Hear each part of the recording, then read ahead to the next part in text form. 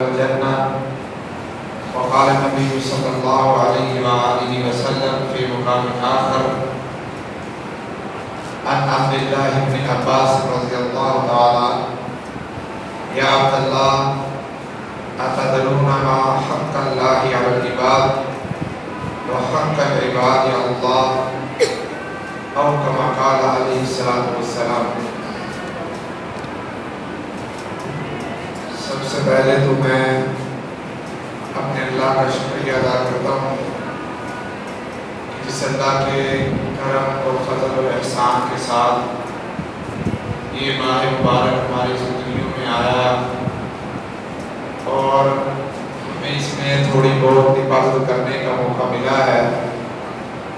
اللہ رب العزت ہم سب کی تمام محنتوں کوششوں عبادتوں کو اپنی بارگاہ میں قبول فرما لے، اور بالخصوص رمضان کا جو رات کا قیام ہے، نماز تراویح، ہمارے قاری سرفراز صاحب، حافظ سفیان صاحب، انہوں نے آدھا قرآن پاک ہمیں تراویحوں میں تو پائیا سنایا ہے ہر سپارہ، لیکن اس کے علاوہ انہوں نے آپس میں بقیہ جو تھا وہ قرآن کا حصہ سنایا ہے. اس طرح کر کے قرآن پاک کا دور مکمل کیا ہے.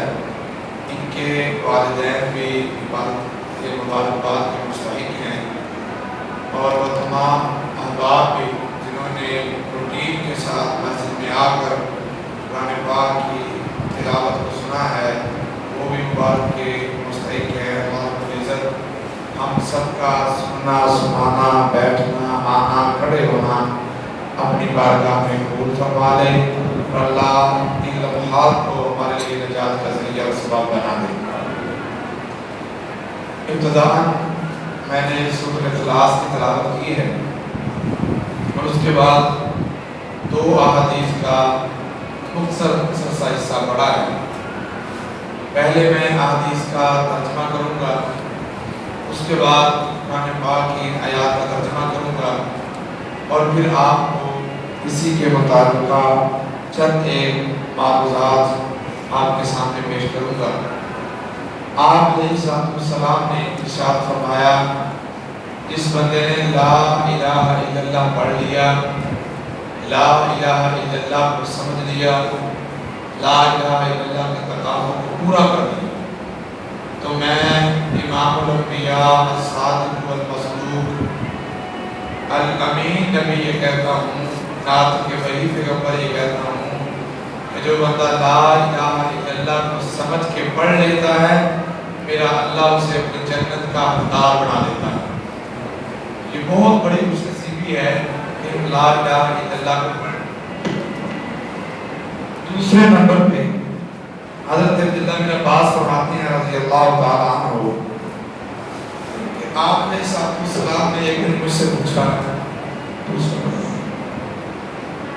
آپ نے السلام نے مجھ سے پوچھا کہ عبداللہ کیا تم جانتے ہو کہ اللہ کا حق کیا ہے بندوں پر، اور بندوں پر کیا حق ہے اللہ پر؟ حضرت عبداللہ بن عباس فرماتے ہیں میں نے کہا جی اللہ و رسول عالم، ہمیں تو نہیں پتا، آپ بھی بتا دیں. آپ نے فرمایا اللہ رب العزت کا حق انسانوں پہ یہ ہے، اس کے بندوں پہ یہ ہے کہ انسان، ہم لوگ مسلمان اپنے اللہ کو جانیں، اللہ کو پہچانیں، اور اس کی عبادت میں کسی کو شریک نہ کریں. یہ اللہ کا حق ہے جو ہم نے ادا کیا. دوسرے نمبر پہ اللہ کا حق کیا ہے کہ اللہ ہمارے حق کو کیسے پورا کرے گا. بندوں کا حق اللہ پر ہے. آپ نے فرمایا وہ یہ ہے کہ جو اللہ رب العزت پر ایمان لائے، توحید کو سمجھے، اللہ کے ساتھ کسی کو شریک نہ کرے، تو اللہ رب العزت کے ذمہ حق ہے کہ اللہ ایسے بندے کو عذاب سے محفوظ فرما کے اپنی جنت کا داخلہ نصیب فرما دے. یہ حق ہے اللہ. اور میرے بھائیوں، اللہ رب العزت کسی کے حق میں بتائی نہیں کرتے، اللہ رب العزت کسی کی حق تلفی نہیں کرتے، لیکن مسئلہ یہ ہے کہ ہم اپنے اللہ کا حق ادا کریں، ہم اپنے اللہ کے حق کو سمجھیں. اب وہ صورت مبارکہ جسے آپ نے السلام نے سلسل قرآن کا ہے، قرآن کا تیسرا حصہ، یعنی کہ 10 سے 12 پڑھنا پڑتا ہے، جتنا ثواب اس بندے کو ملے آپ نے فرمایا اتنا ثواب اس شخص کو ملتا ہے جو سورۃ الاخلاص کی تلاوت کرے۔ سورۃ اخلاص کیوں؟ اس میں محدثین نے مفسرین نے یہ بات لکھی ہے، اصل میں جو سورۃ الاخلاص ہے وہ اللہ کی صورت ہے، اس صورت میں ایک موضوع بیان ہوا ہے، وہ موضوع قرآن کے 3 مین موضوعات میں سے ایک ہے۔ اگر قرآن کو موضوعات کے اعتبار سے ڈیوائڈ کیا جائے، تقسیم کیا جائے، تو قرآن کے 3 موضوع بنتے ہیں۔ پہلا موضوع ہے اللہ کی توحید، دوسرا موضوع ہے نبیوں کی رسالت کو ماننا، اور تیسرا موضوع ہے مرنے کے بعد اٹھنا، قیامت والے دن اللہ کے سامنے حساب کتاب جا کے دینا، وہاں پہ کھڑے ہونا۔ یہ 3 مین موضوع ہے قرآن پاک۔ اس صورت کے اندر اللہ رب العزت نے ایک بڑا موضوع بڑے خوبصورت انداز میں بیان کیا ہے، اور اس موضوع کا نام ہے توحید۔ یہودی آپ علیہ السلام کے پاس آتے، آپ کو آگے کچھ سوالات کرتے، کیونکہ وہ اپنی کتابوں میں پڑھتے تھے، یا مشرکین کو تیار کر کے بھیجتے کہ آپ جا کے یہ سوال کرو۔ وہ آتے آپ سے سوال کرتے، انہوں نے سوال کیا آپ جس اللہ کا نام لیتے ہیں، آپ جس رب رحمان کو بار بار کہتے ہیں کہ اس کو مان لو، اس کی مان لو، اس کو پہچان لو، اس اللہ کا تعلق کو بتائیں کیا ہے، یہ اللہ ہے کیسا، اس کی کیا عظمت ہے، کیا اس کی شان ہے، کیا اس کے بارے میں تصور کریں، اس کا تعلق کیا ہے، پہچان کیا ہے۔ تو اللہ رب العزت نے آپ علیہ السلام پہ سورۃ الاخلاص کو نازل فرمایا۔ آپ نے سورۃ الاخلاص کو نازل فرمایا تو آپ نے یہ پڑھ کے سنائی، اس میں اللہ کا تعارف ہے۔ قل هو اللہ احد، کہہ دیجئے اللہ ایک، اللہ اکیلا ہے۔ اور یہاں پہ ایک عجیب بات ہے، میرا اصل موضوع نہ رہ جائے اس لیے میں صرف چھوٹا سا اشارہ کر کے چلتا ہوں۔ اللہ نے کہا قل، آپ کہہ دیجئے، تو نبی پاک نے فرمایا قل، کہہ دیجئے، حالانکہ قل نہیں کہنا چاہیے، سمجھے بات؟ تسی کسی بچے کو کہتے ہو پتر باہر جا کے آگے وہ کہہ دے، یا تم کہہ ایک کر، وہ بولنا تم کہہ ایک کر، تسی کہتے ہیں تم کہہ میرا نام علی، ہونا تم کہہ میرا نام علی، بچہ کہتا ہوتا ہے، اسے پتا نہیں ہوتا کہ یہ والا لفظ نہیں کہیں۔ اللہ نے کہا قل، کہہ دے، میرے نبی نے فرمایا قل، کہہ دے، یہ کیا ہے؟ قل نہیں کہنا چاہیے، کیا کہہ رہا ہے؟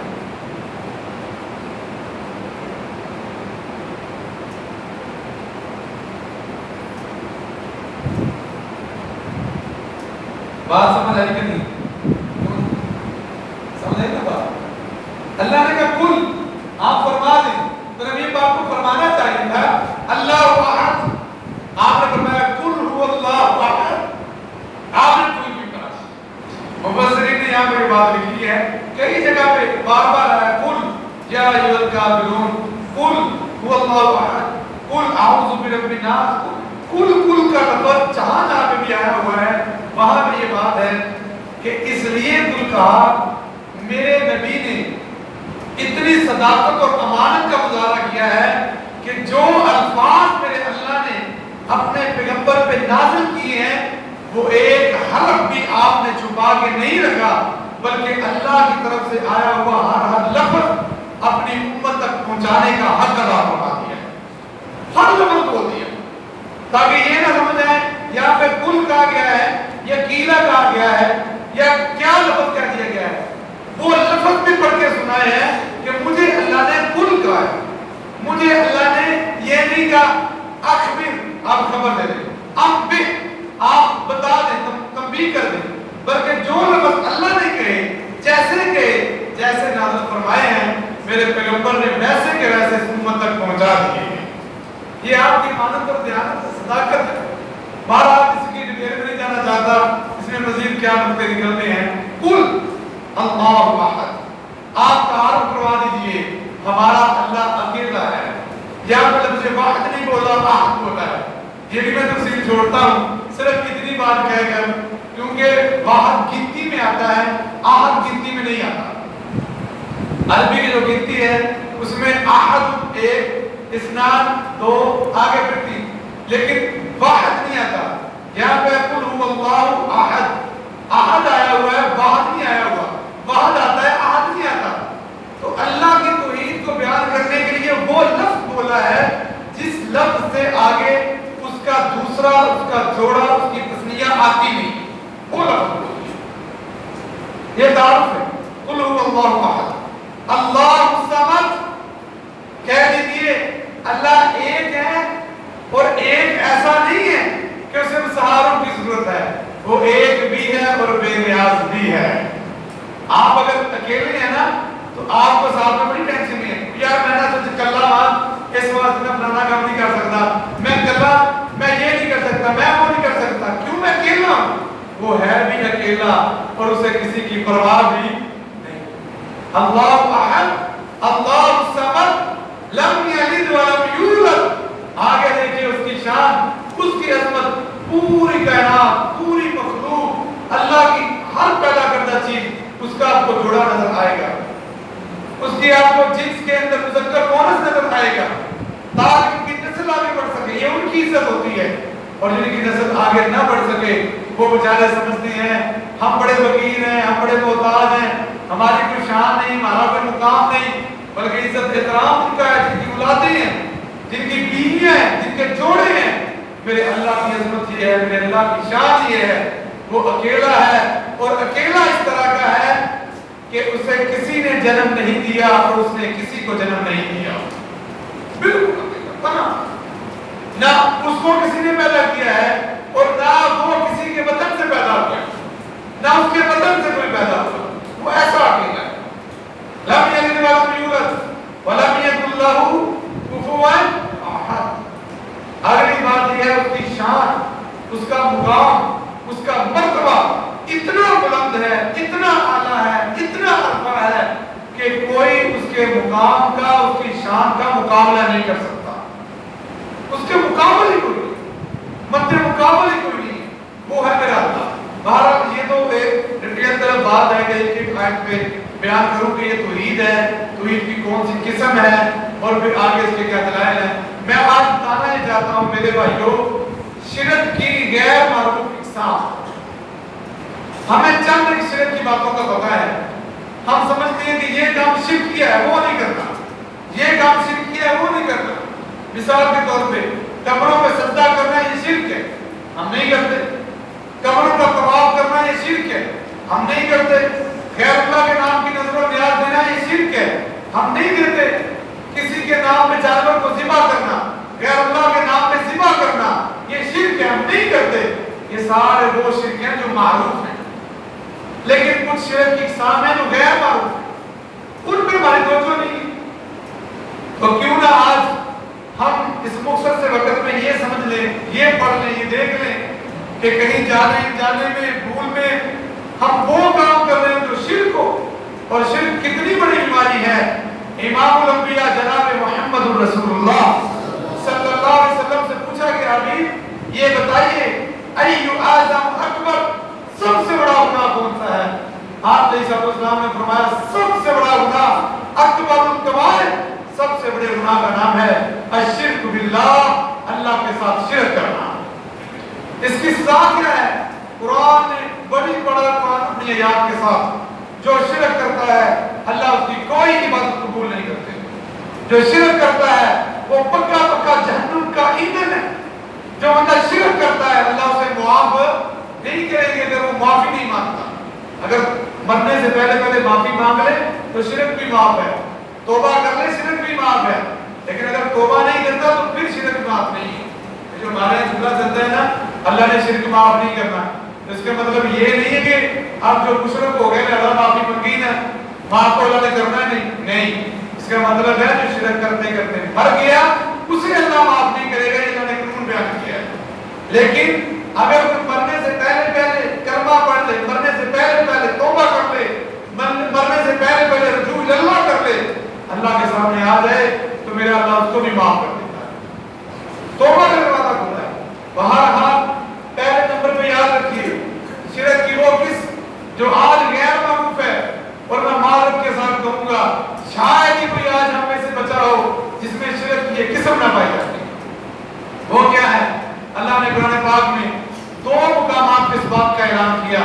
افرأیت من اتخذ الہہ ہوا، اے میرے پیغمبر کیا آپ نے کبھی ایسے شخص کو دیکھا ہے؟ کیا کبھی آپ نے ایسے شخص کی زیارت کی ہے کہ آپ کا پالا کبھی ایسے مسلمان کے ساتھ پڑا ہے؟ افرأیت من اتخذ الہہ ہوا، جس نے اپنے نفس کو اپنا الہ بنایا ہوا ہے۔ اور قبر پرست کو جانتے ہو، نفس پرست کو نہیں جانتے؟ قبروں کے پجاری کو جانتے ہو، اپنی خواہشات کے پجاری کو نہیں جانتے؟ یہ پتہ ہے وہ آستانوں میں جھکنے والا ہے، یہ نہیں پتہ ہے یہ اپنی خواہشات، اپنی نماز، اپنی سوچ، اپنی فکر کے سامنے جھکنے والا ہے۔ ایک طرف اللہ کا کھلا قرآن ہے، ایک طرف نبی کا سچا فرمان ہے، یہ کہتا ہے دل نہیں مانتا، قرآن کہتا ہے یہ بندہ مشرک ہے۔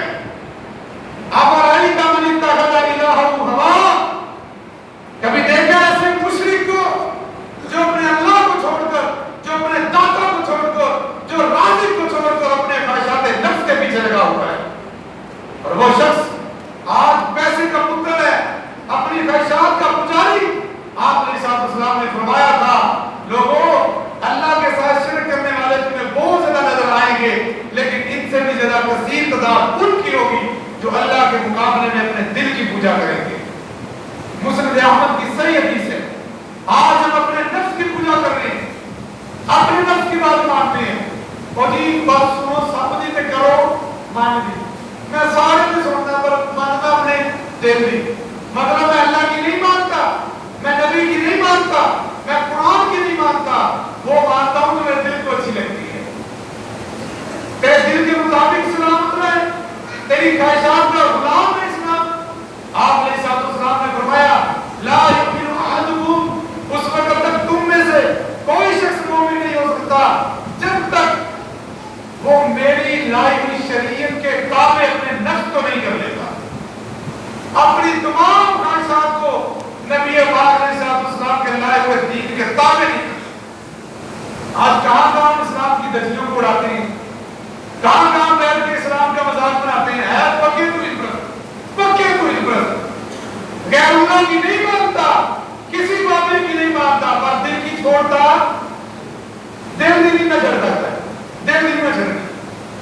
یہ مشرک دوسری شرک کی قسم اللہ کا قرآن کہتا ہے، فرمایا یا ایھا الذین آمنوا اقیموا الصلاۃ ولا تکونوا من المشرکین، او ایمان والو نمازی بن جاؤ، مشرک نہ بنو۔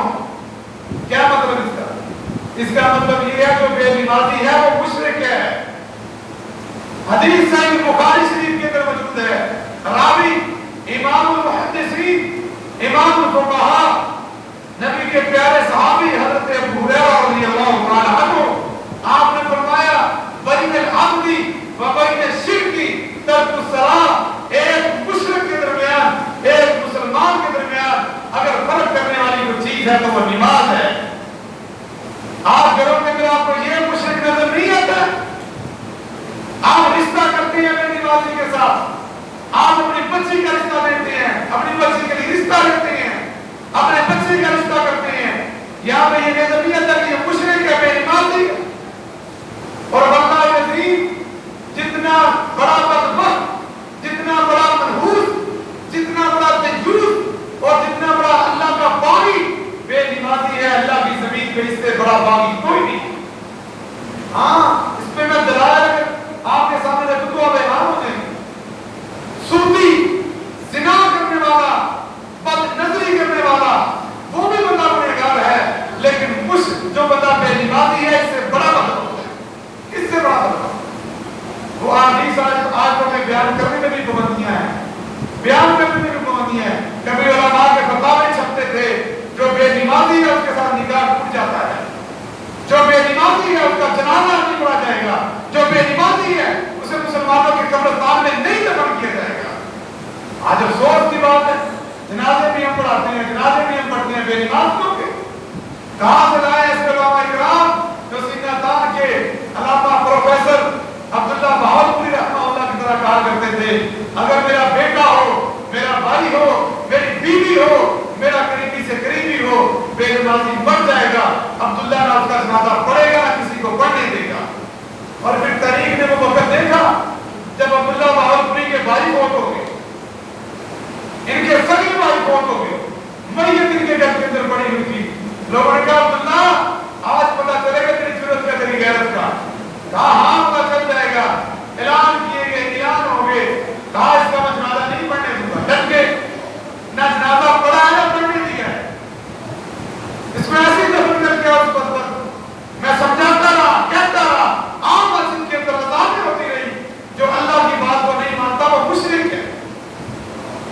جو اللہ کی بات کو چھوڑ کے دین اس کو پیاری، جو اپنے دل کے پیچھے لگا ہوا، جو آرام نہیں چھوڑتا، جو بستر نہیں چھوڑتا، جو ڈیوٹی نہیں چھوڑتا، یہ کیسا مسلمان ہے؟ او بھائیو، اہل سنت ہو، اہل حدیث ہو، دیوبندی ہو، اپنے آپ کو جو مرضی لقب دے لو، اگر بے نمازی ہو تو تم مسلمان نہیں، مشرک ہو. قرآن کا فیصلہ ہے، حدیث کا فیصلہ ہے. کہاں لیتے ہیں ایسے حدیث کو جس میں آپ علیہ السلام نے ارشاد فرمایا جو بندہ بے نمازی ہے، اب نماز نہیں ادا کرتا، ایسے شخص پہ اللہ کی لعنتیں برستی ہیں، ایسے شخص کے رزق میں اللہ تنگ کر دیتا ہے. میرا دل کرتا ہے، آپ نے فرمایا میں ایسے شخص کے گھر میں جاؤں جو اپنے گھر کے اندر نماز پڑھتا ہے، اس کے گھر کو جا کے میں آگ لگا کے چلا. آج ہم گھروں میں نماز نہیں پڑھتے، آپ اس میں بھی غصے ہو رہے ہیں جو گھر میں نماز پڑھ رہے ہیں، اور ہم کوئی گل نہیں جی، خیر ہے کہ کوئی بات نہیں، ٹھیک ہے، چل رہا ہے کام چلنے دیو. ہوں بچے رشتے داری سے دیکھنی ہے نا. بہت بڑا جرم ہے بے نمازی ہونا. یہ دوسرا شرک ہے. شرک کی دوسری قسم ہے. تیسری قسم شرک کی کیا ہے؟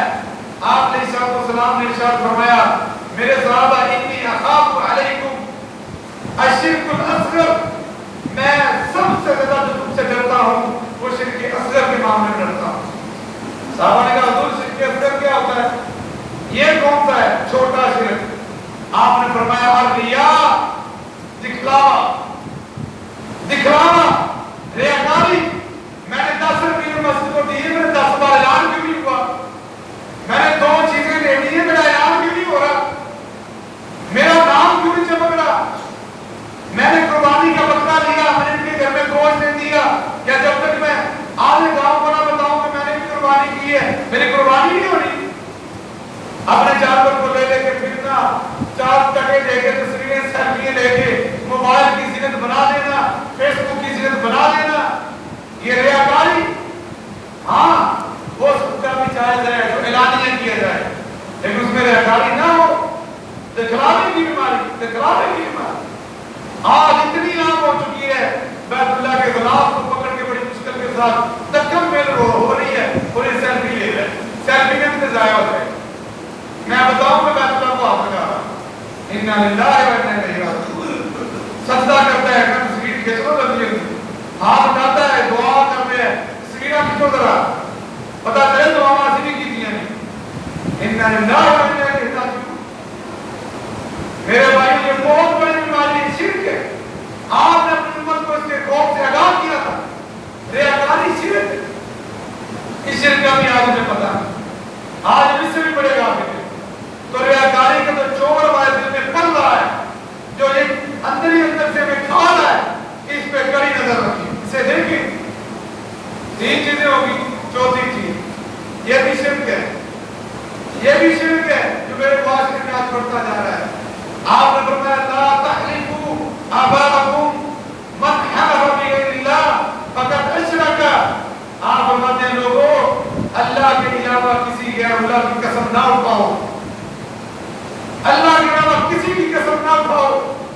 من حلف بغیر اللہ فقد اشرک، جس نے اللہ کے علاوہ کسی کی قسم اٹھائی اس نے شرک کیا. مجھے میرے پیار کی قسم، مجھے میرے سر کی قسم، مجھے تیری دوستی کی قسم، مجھے فلاں کی قسم، مجھے فلاں کی قسم، یہ قسمیں اٹھاتے ہوئے یہ شرک ہے. آپ علیہ السلام کے پیارے صحابہ آپ کی موجودگی میں بیٹھے ہوئے تشریف فرما ہے. ایک یہودی آیا، آگے آپ کے پاس بیٹھا، اسلام کے متعلقہ سوال جواب کیے، کرتے کرتے کرتے کرتے اس نے کہا کہ مجھے آپ کا دین پسند ہے لیکن ایک چیز پسند نہیں ہے. آپ نے فرمایا وہ کیا چیز ہے؟ کہنے لگا آپ کے جو ماننے والے ہیں وہ شرک کرتے ہیں. آپ نے فرمایا میرے ماننے والے شرک کرتے ہیں؟ کہتا ہاں میں نے دیکھا ہے ایک شخص کو وہ قسم اٹھا رہا تھا، وہ کہہ رہا تھا وَقَابَ، مجھے کعبہ کی قسم، مجھے بیت اللہ کی قسم، وہ قسم اٹھا رہا تھا بیت اللہ کی، یہ شرک ہے۔ آپ نے فوراً صحابہ کو اکٹھا کیا، فرمایا لا تقولوا وَقَابَ، میرے صحابہ آج کے بعد ایسے نہیں کہنا کہ مجھے کعبہ کی قسم ہے، بلکہ یہ کہنا ہے وَرَبِّ الْکعبہ، مجھے رب کعبہ کی قسم ہے، یہ کہنا ہے۔ غیر اللہ کی قسم، بیت اللہ کی قسم بھی اٹھاتا ہے تو وہ بھی شرک کرتا ہے۔ اور ہم نہ جانے کن کی قسمیں اٹھا رہے ہوتی ہیں۔ یہاں پہ چھوٹا سا سوال ہے کہ بیت اللہ کی قسم تو نہیں اٹھا جاتی، تو کیا کلام اللہ قرآن پاک کی قسم اٹھانا جائز ہے کہ نہیں جائز؟ قرآن پاک کی قسم اٹھانا جائز ہے، وہ اس لیے کیونکہ قرآن پاک غیر اللہ نہیں ہے، قرآن اللہ کی کلام ہے، اور جو اللہ کی کلام وہ اللہ کی صفت ہے، اللہ کی صفت ہے، یہ غیر اللہ نہیں ہے۔ بیت اللہ وہ غیر اللہ ہے، وہ اللہ رب العزت کی صفات میں سے نہیں آتا، وجود میں سے نہیں آتا، لیکن قرآن یہ اللہ کی صفت ہے۔ جب ہم قرآن کی قسم اٹھاتے ہیں تو اصل میں ان الفاظ کی قسم اٹھاتے ہیں جو اللہ نے الفاظ اپنے پیغمبر کے پاک سینہ اور پاک دل کے اوپر نازل فرمائے۔ اس لیے قرآن کی قسم اٹھائی جا سکتی ہے، مگر اس میں بھی ہمیں جلدی نہیں کرنی چاہیے۔ بات بات پہ لے آؤ قرآن، چکو قرآن، پڑھو قرآن، قرآن کو کوئی اہمیت ہی نہیں جاتی، اتنی جلدی قسم نہ اٹھائیں۔ بہرحال قسم غیر اللہ کی جو بندہ اٹھاتا ہے وہ بھی شرک کرتا ہے، یہ بھی شرک ہے۔ چار چیزوں، پانچویں چیز شرک بالمحبت، یہ آج بھی ہماری قوم میں بہت زیادہ ہو گیا، محبت کے معاملے میں شرک کرتے ہیں، یعنی کہ جو درجہ اللہ رب العزت کا ہونا چاہیے محبت کے معاملے میں وہ ہم غیروں کو دے رہے ہیں، غیروں کو دے رہے ہیں۔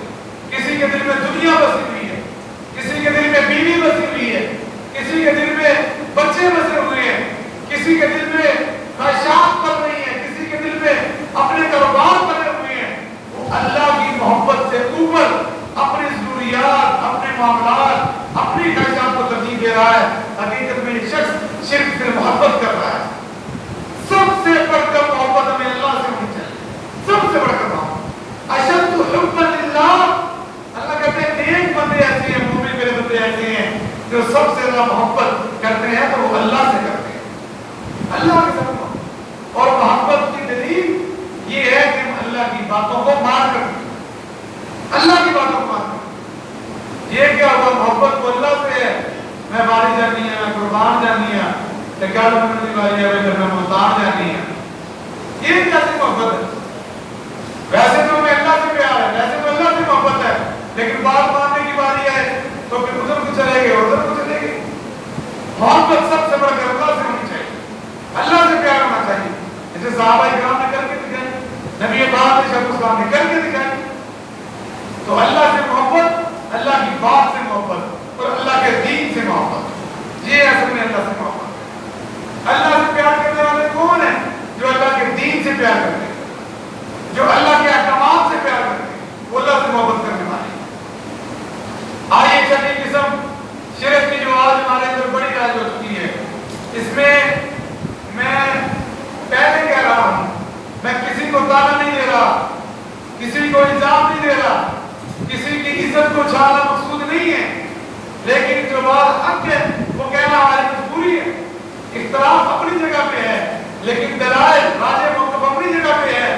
امام کائنات علیہ السلام نے فرمایا، جامع ترمذی کی صحیح بات موجود ہے، من تعلق تمیمۃ فقد اشرک۔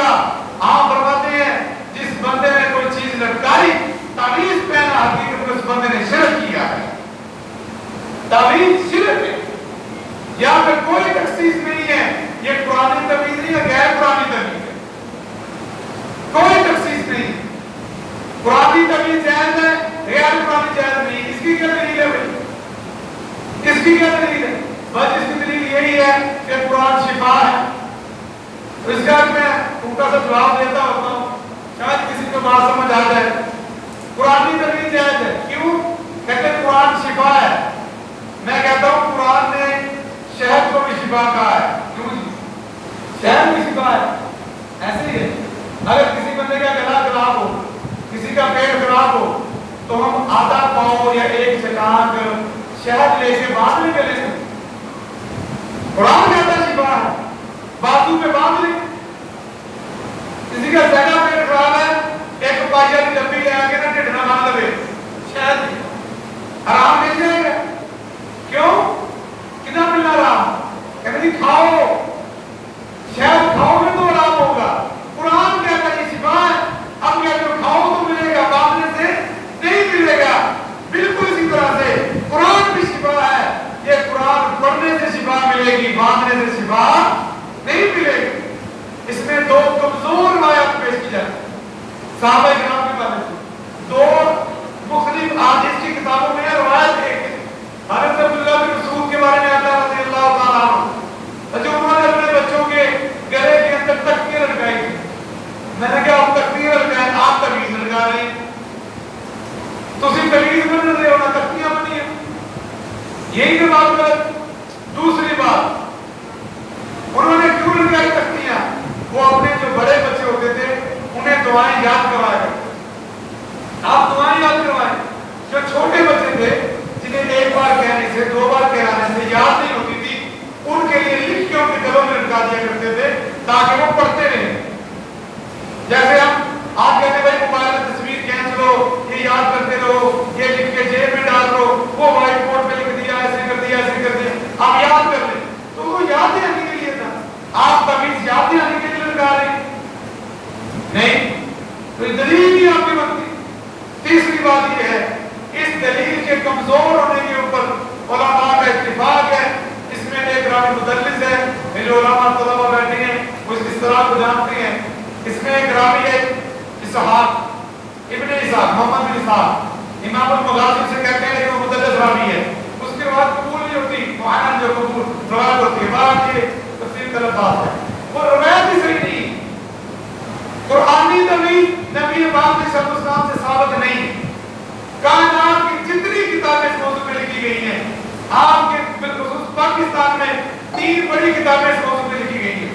अल्लाह की तौफीक से मैंने वो तीनों पढ़ी। उन तीनों ने यही बात पेश करके और यही कुरान की आयत पेश करके कि कुरान शिफा है साबित करने की कोशिश की गई है कि कुरानी तमीज़ जायज़ है। कोई एक दलील में ऐसी नहीं कि नबी पाक सल्लल्लाहु ने किसी के लिए तमीज़ लिखा हो, किसी के लिए बांधा हो, किसी को लिख के दिया हो, ये बात पे बात हो, यहाँ पे बात। दुआएं सिखाई, दुआएं सिखाई, सीखें, दुआएं याद करें। वो हमने करनी नहीं, वो हमने पढ़नी नहीं। शहर फरगोदा में एक बंदे को देखा 5-7 तमीज़ लिखाई गले। हम एक दुकान में बैठे हुए, वो भी आ गए, बैठा पानी शानी पिया, बातें शुरू हो गई। मैंने कहा यार माजरत के साथ सवाल करूं? कहता हाँ पूछो। मैं कहा यार तमीज़ ने लटकाए के खैर है। कहता जी कर साहब मेरे ना डर बहुत लगता है। एक तमीज़ होता है, दूसरा मेरा कारोबार बड़ा बात होता है बंदे से, दूसरा तमीज़ होता है, तीसरा तमीज़ ना मेरे नौ और देसी होता है, चौथा तमीज़ मेरी हड्डियां दे विच ना जोड़ा दर्द होता है होता है, 4 तमीज़ पाए। मैं कहा यार अच्छा बड़े बाबा जी जो आपको तमीज़ देते हैं सारी बीमारी का इलाज है। कहना हाँ जी। मैं कहा थोड़ी सी मेरी गल भी मान लो। कहना की? मैं कहा बाबा जी को एक तमीज़ इंदर लैके आओ जिहड़ा तमीज़ तुहानू 5 टाइम का नमाज़ी बना देवे। इन्ना तमीज़ बाबा नहीं दिंदा, क्यों नहीं? कोई इन्ना तमीज़ सानू भी लिया के दिओ, असीं अपने पिंड जिन्हें बेनमाज़ी बनाए गए बन दिए ताकि नमाज़ी बन जाए। कोई इन्ना तमीज़ लै आओ जिहदे पढ़ना साडे दिल च कुरान दी मोहब्बत पैदा हो जाए, साडे दिल में इस्लाम की मोहब्बत पैदा हो जाए, साडे दिल के अंदर ज़ौक़ ते शौक़ पैदा हो जाए दीन के बारे। कोई ऐसा तमीज़ है? कोई ऐसा तमीज़ नहीं। सारे तमीज़ तो डरा तो बचाना आते हैं, डर तो बचना आते, खौफ तो बचना आते, बीमारी तो बचना आते। सब तो बड़ी बीमारी से बेईमानी होना, इहदे बारे कोई तमीज़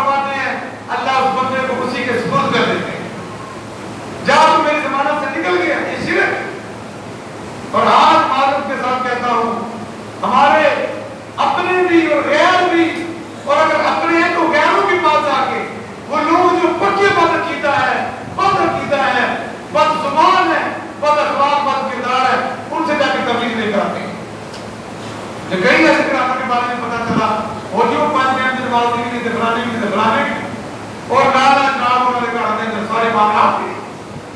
मेरे भाइयों, अपने अकीदे को बचाइए, इस अकीदे तौहीद को समझिए।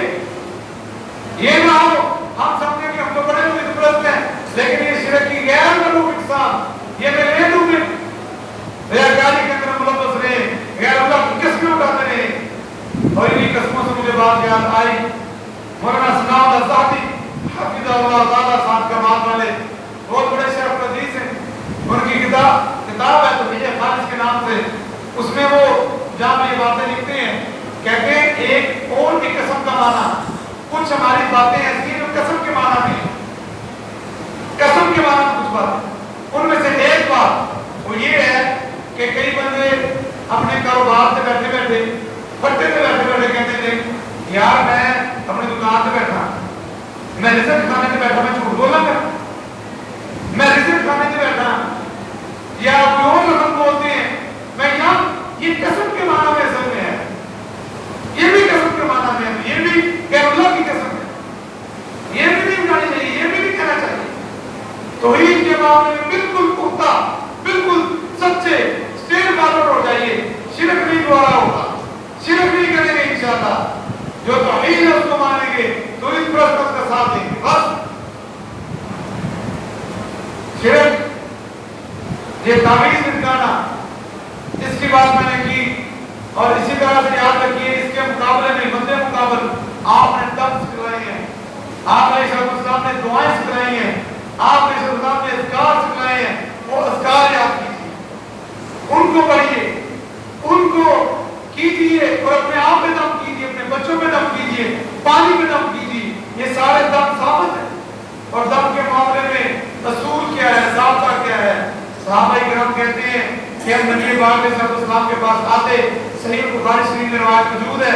कुछ दोस्त कहते हैं जैसे कि मेरे पास है, मैं कहता हूँ यार इस मामले में आपकी किस्मत का ये दुआ पढ़ ले, 40 दिन ये दुआ पढ़ ले, फलां कितनी मरतबा ये जिक्र कर ले, तो कहते हैं ये किस चीज़ से साबित है, ये कहाँ से साबित है?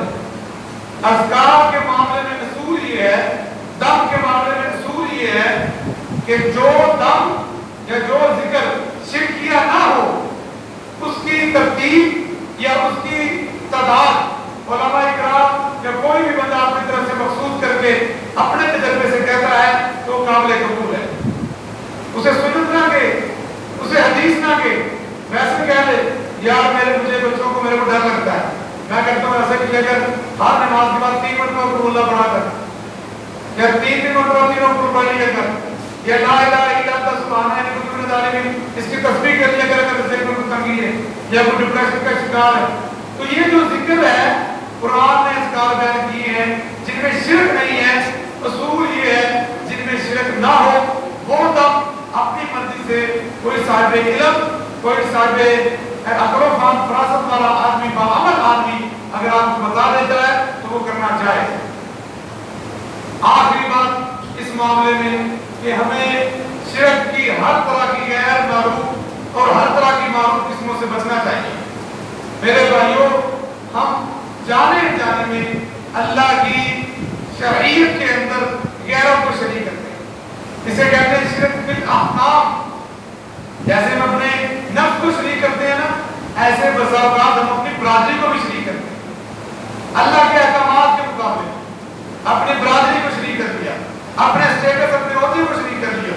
और जिस सबको पता है फलाना का मेहंदी होता है, फलाना का मेहंदी है, और हम की करिए बरादरी से देखनी ना, और हम की करिए मेरे दोस्त भी है ना, मेरे फलां भी तो है ना। अहकामात को छोड़कर अगर आप शरीयत को छोड़कर अपने दोस्तों की बात मानकर कोई काम करते हैं तो ये आप अल्लाह के अहकामात में अपनी बरादरी को शरीक बना रहे हैं। सिर्फ यही नहीं है कि आप सत्ता करें तो तभी शिरक होगा, यही नहीं है कि आप नजरों न्यालते हैं तमाम करें तो यही शिरक होगा, ये भी शिरक है। अल्लाह का हुक्म क्या है और आप क्या कर रहे हैं, अल्लाह ने क्या कहा और आप क्या कर रहे हैं। शिरक के मामले में बिल्कुल संजीदा हो जाए, इस मामले में कोई कंप्रोमाइज न करे, इस मामले में बिल्कुल स्ट्रेट फॉरवर्ड हो जाए, इस मामले में बिल्कुल सीधे हो जाए, खरी और सच्ची बात करें। जहां पे अल्लाह की बात हो, जहां पे अल्लाह की इबादत की बात हो, अल्लाह की मोहब्बत की बात हो, अल्लाह के अहकामात की बात हो, अल्लाह की शरीयत की बात हो, उसके मुकाबले में किसी की बात ना हमने माननी है और ना हमने सुननी है। ऐसे हो जाए یہ ہے توحید اصل کی.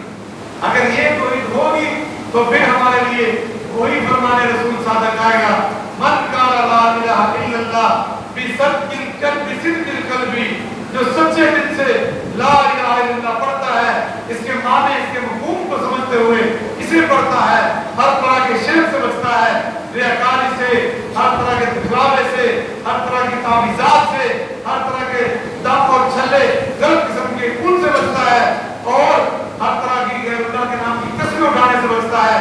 ایسا بندہ حقیقت میں توحید پرست ہے. تو اپنی توحید کو چیک کیجئے, اپنے معاملات کو درست کیجئے. آخری بات یہ ہے میرے بھائیوں, یہ ہمارے اس موضوع سے ہٹے ہے. میں نے جمعے میں بھی شاید یہ بات کہی تھی, اب پھر کہتا ہوں کہ آج وہ مولانا قاری سیف اللہ صاحب ملتانی حافظہ اللہ تشریف لائے تھے, انہوں نے بھی یہ بات کہی ہے, اور اب سب علماء کرام اس بات پہ زور بھی دیتے ہیں, اور آپ بھائیوں کو بھی سمجھنا چاہیے, اس بارے میں شعور لینا چاہیے کہ آئیے قرآن کی طرف لوٹ آئیے قرآن کی طرف رجوع کر لیجئے. اس سے بڑی سچی کتاب کوئی نہیں, اس سے زیادہ انقلابی کتاب کوئی نہیں, اس سے زیادہ اتھینٹک کتاب کوئی نہیں, اس سے زیادہ پکی اور بلند کتاب کوئی نہیں. یہ ایسی کتاب ہے, اتنی اعلیٰ کتاب ہے, جو اسے سینے سے لگاتا ہے میرا اللہ اسے بھی بلند کر دیتا ہے. جو اس کی عزت کرتا ہے, اس کا احترام کرتا ہے, اللہ اسے معاشرے کے اندر وہ عزت دیتا ہے, وہ احترام دیتا ہے جو کسی اور کو نصیب نہیں ہو. اور یہاں پہ تو ہو نہیں ہوگا, مرنے کے بعد قبر میں بھی ادب ہے, احترام ہے, اللہ کے سامنے کھڑے ہوگے تب بھی ادب احترام ہوگا, عزت ہوگی. اگر آج ہم نے قرآن کو نہ سمجھا, قرآن کی طرف رجوع نہ کیا, قرآن کو چھوڑ دیا, تو میرے بھائیوں جیسے ہماری کئی نسلیں برباد ہو گئی, آگے آنے والی نسلیں بھی برباد ہوتی ہوئی نظر آتی ہیں. اقبال نے جب کبھی گیا تھا نا چلا انگلستان کے اندر, تو وہاں پہ اپنے امام کی کتابیں دیکھی تھی, تو کہا تھا دیکھیے جو اپنی امام کی کتابیں, وہاں پہ دل ہوتا ہے سی پارا, میرا دل ٹوٹ جاتا ہے. اقبال کہتا جب میں نے اپنی کتابیں وہاں پہ دیکھی. علامہ حنیف ندوی رحمہ اللہ نے بڑی پیاری بات لکھی, کہا کاش اقبال تو آج زندہ ہوتا, تو نے کتابیں دیکھی تو افسوس کرتا تھا. آج ہم نے ہماری آج کی قوم نے اپنے آنے والی نسلوں کو انگریزوں کی غلامی میں دے دیا ہے, انہیں ان کی چولیوں میں ڈال دیا ہے. آج تو زندہ ہوتا تو تجھے بتاتا, تو کتابیں دے کے رو رہا تھا. ہم نے اپنی آنے والی نسلیں ان کے قدموں میں ڈال دی. جب تک ہم اس کی طرف نہیں بڑھیں گے, وہ معزز کے زمانے میں مسلمان ہو کر اور تم خار ہوئے, آج بھی طالب قرآن ہے, آج بھی نہیں سمجھتے قرآن کو, آج بھی نہیں اٹھتے قرآن کی طرف, آج بھی نہیں قرآن فہمی کا شوق اور تو کب پڑے گا شوق, کب آئیں گے اس کی طرف, کب دیں گے اس کو عزت, صحیح معنوں میں اس کو مانی. میں کہتا ہوں جھوٹی باتیں نہ کریں, جھوٹ نہ بولیں, اللہ سے دغا نہ کریں. اللہ سے کہتے ہیں اللہ تیرا دین دنیا میں غالب آ جائے, اللہ اسلام غالب آ جائے, وہ اسلام جو ابھی تک میرے گھر کے اندر غالب نہیں آیا, وہ اسلام جو ابھی تک میرے وجود میں غالب نہیں آیا, وہ پوری دنیا میں غالب آ جائے. اس کی دعائیں مانگتے ہیں, وہ قرآن میں ساری دنیا کو سمجھ آ جائے, وہ تو دعائیں مانگتے ہیں. اس کے مطلب احترام ہے, عزت ہے, مگر سمجھنے کے لیے ہمارے پاس ٹائم نہیں. تو اس کے لیے ہمارے اس مرکز کے دروازے آپ کے لیے کھلے ہیں. انشاءاللہ تعالی رمضان مبارک کے بعد ہم نے ایک ترجمہ قرآن کلاس کا آغاز کیا ہے. عورتوں کے لیے بھی, بچیوں کے لیے بھی جو ہے وہ یہ انتظام موجود ہے. قرآن پاک کا ترجمہ پڑھنا چاہتے ہیں, ناظرہ پڑھنا چاہتے ہیں, تجویدی قواعد ضوابط کو سیکھنا چاہتے ہیں, تفسیر کو سیکھنا چاہتے ہیں, وہ بھی تشریف لائیں. اور حضرات جو ہیں, مرد حضرات جو ہیں, ان کے لیے بھی یہی ہے کہ انشاءاللہ تعالی ہم نے یہ پروگرام بنایا ہے. اس کے لیے ہم نے ایک کلاس چلائی تھی رمضان مبارک میں فجر کی نماز کے بعد. اس میں 15 کے قریب دوستوں نے نام لکھوات کیے ہیں, جو انشاءاللہ رمضان کے بعد مشکل ہمارے پاس کلاس پڑھیں گے. تو میں باقی ساتھی سے کہوں گا جو بھائی جذباتی ہو گئے, نہیں یہ نہیں ہے کہ آج نام لکھوا لیں, 2-3 دن کے بعد میں جباب میں اتر گیا, نہیں. اس کی عزت کرتے ہوئے, اس کی قدر کرتے ہوئے پوری جستجو کے ساتھ وقت دیجیے. اگر ٹائم ہوا تو بڑے شان انداز میں ہلکے سے آپ کو گرامر کورسز کروانے کے لیے میں تیار ہوں. عربی گرامر کورسز شان انداز میں قرآن پاک کو سمجھنے کے لیے 20-25 ورک شاپیں آپ لے لیں. 20-25 कवायद ज़ाबिता भी याद कर लें, इंतहाई आसान है। फिर अल्लाह ने कहा वाला कुरान ज़िक्री बहल भी मुद्दकिर, हमने कुरान को आसान बनाया।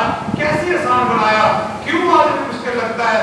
हमें इसके इस स्टेप का नहीं पता। ये आसान है, कैसे आसान है? इसमें उलमा ने बड़ी किताबें, बड़े तरीके इजाद किए, बड़ा कुछ लिखा हुआ है। आप वक़्त दीजिए, अपनी औलादों को दीजिए, इंशाअल्लाह ताला आप टाइम दीजिए आपको पढ़ाने के लिए। यहाँ पे कुर्रा इकराम, उलमा इकराम मुस्तनद इंशाअल्लाह ताला तफसील फाजिल मेरे भाई, मेरे नौजवान, मेरे दोस्त इंशाअल्लाह वो भी मौजूद होंगे, मैं भी मौजूद हूँ। जितना वक्त हो सका हम अल्लाह के कुरान को दें। आप अवाम में से जो शख्स इस क्लास का हिस्सा बनना चाहता है वो हमारे कारी साहब को नाम लिखवा दे, या हमारे हाफिज सुफियान साहब हैं इनको अपना नाम दर्ज करवा दे। इंशाअल्लाह ताला 10 शवाल के बाद, रमजान के बाद 10 दिन जो है वो छुट्टी होगी, क्योंकि मेरी कुछ मसरूफियत फैसलाबाद में है या मैं यहाँ पे नहीं हूँगा। उसके बाद इंशाअल्लाह उन क्लास का हम आगाज करेंगे इंशाअल्लाह ताला। इसी तरह से ख़वातीन के लिए भी है, बच्चियों के लिए भी है। मैं दोबारा से याद कर रहा हूँ क्योंकि इसके साथ हमने अपने इस मस्जिद की बैक साइड पे एक जगह भी है जो भाइयों ने इसी काम के लिए वक़्फ़ की हुई है। औरतों के हवाले से उसकी भी तामीर होगी, वहाँ पे भी ये निज़ाम चलेगा। और कुछ भाई हमारे यहाँ पे नहीं रहते, वो बाहर के हैं या बाहर शहरों के हैं, उनके लिए भी अल्लाह की फज़ल और अल्लाह के तौफीक के साथ हम ऑनलाइन क्लासेस का आगाज़ करेंगे। व्हाट्सएप के जरिए से, जूम ऐप के जरिए से, जैसे जैसे भी उनके लिए मुमकिन हो सका, जो जो टाइम वो दे सकेंगे वाहिद में पूरी दुनिया में जहाँ पे भी कुरान से मोहब्बत करने वाले हुए, जहाँ पे भी आपके ताल्लुक वाले हुए, उनके लिए भी ये पैगाम पहुँचा दीजिए। ऑनलाइन क्लासेस तर्जुमातुल कुरान, फ़हम कुरान, तदब्बुर कुरान के वाले से हम इंशाअल्लाह ताला उनका भी आगाज़ करेंगे। अल्लाह से दुआ है अल्लाह मुझे आपको समझने की तौफीक अता फरमाए, अल्लाह हमें कुरान के साथ जुड़ने की तौफीक अता फरमाए। अल्लाह इस कुरान की वजह से जिन कौमों को तेरे नबी ने फरमाया इज्जत मिलनी है, अल्लाह हमें ऐसी इज्जत वाली कौम बनने की तौफीक अता फरमाए। अल्लाह हमें कुरान पाक को पढ़ने की, कुरान पाक को समझने की, कुरान पाक को तदब्बुर तफक्कुर करने की, कुरान पाक पे अमल करने की और कुरान पाक को आगे बढ़ाने की तौफीक अता फरमाए। अल्लाह हमें अपने नफ्स की पूजा, अपनी ख्वाहिशात की पूजा से महफूज फरमाए। अल्लाह हमें हर तरह के शिर्क असगर, शिर्क अकबर से महफूज फरमाए। अल्लाह हमें हर तरह की कुफर की, बगावत की, बिदआत की, खुराफात की, हर तरह की जितनी भी ऐसी गुमराहियां हैं, जितनी भी ऐसी गुमराहियों की इकसाम है, अल्लाह हमें तमाम से महफूज फरमाए। सोशल मीडिया का दौर है, बड़ी जल्दी बड़े तेजी के साथ कितने नाम हो रहे हैं। अल्लाह हमें, हमारी नस्लों को, हमारी औलादों को हर तरह के फितने से महफूज फरमाए। अल्लाह अपने उलमा इकराम से, मसाजिद से, मदारस से, कुरान से, हदीस से अपने ताल्लुक को मजबूत करने की तौफीक अता फरमाए।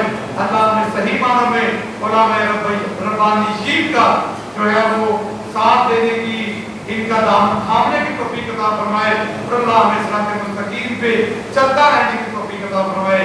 इसी रास्ते पे अल्लाह हमें इज्जत की, शहादत की मौत नसीब फरमाए। अल्लाह हमारी परेशानियों को दूर फरमाए। अल्लाह जितने भी तंगदस्त हैं उनकी तंगदस्ती को दूर फरमाए। मैं अपने इस मरकज़ की अंजमन के सदर हमारे मोहतरम भाई शफीक साहब, उनसे गुजारिश करूँगा वो तशरीफ लाएँ। कुछ आपको मस्जिद के हवाले से जिन साथियों ने काम किया हुआ है या जिनके जो अज़ान हैं, जो मोहब्बतें हैं, जो काम हो रहा है, उसके हवाले से मुख्तसर सी डिटेल आपके सामने रखेंगे। उसके बाद कुछ बच्चे ऐसे हैं जिन्होंने हमारे पास कुरान पाक का नाज़रा मुकम्मल किया है, 2 बच्चे हैं, उनको इनाम देंगे। इसी तरह से कुछ हमारे जो मुर्रा इकराम हैं जिन्होंने यहाँ पे खिदमत को सरअंजाम दिया है, और भी जो मुआविनीन हैं उनके लिए कुछ तोहफे तोहफ़े हैं वो दिए जाएंगे। उसके बाद इंशाअल्लाह मुसलसल दुआ होगी। तमाम साथियों से, तमाम माँ बहनों से गुजारिश है कि मेरे साहब से रब्ता है, उन्होंने कहा था कि मैं 11 बजे इंशाअल्लाह वहाँ से चल पड़ूँगा। उनका एक और जगह पे वितर था, वो कहते मैं 10:30 बजे वहाँ पर वितर पढ़ाऊँगा, 11 बजे से खुदा से चलूँगा और 12 बजे तक यहाँ पर पहुँच जाऊँगा। 12 बजे इंशाअल्लाह हमारा वितर की जो नमाज है उसका सिलसिला शुरू होगा, क़यामुल लैल का सिलसिला शुरू होगा। तमाम अहबाब हज़रात और ख़वातीन से गुजारिश है कि मस्जिद के अंदर तशरीफ़ रखें, अल्लाह से दुआएं करें, रोज़गार करें, अल्लाह से अपने गुनाहों की माफ़ी मांगे, अल्लाह ने सही मानों में अपने गुनाहों से रोक कर माफ़ी मांगे।